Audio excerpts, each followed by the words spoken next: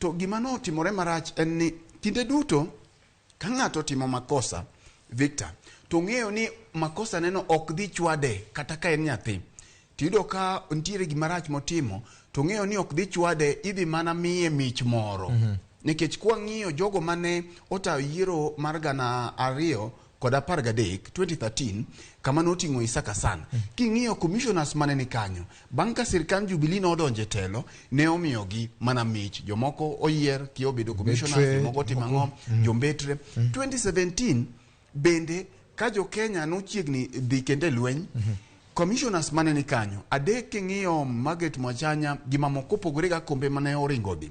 Gin Komishonas seche mawuoyi gin jombetre e pinje maoko. Koro gin jombetre, to seche ma gibedo jombetre, Supreme Court nowacho ni ne gitayo yiero e yo marach. Koro ere kaka gimiyogi, ere kaka ichaki miyogi mich machalo kama.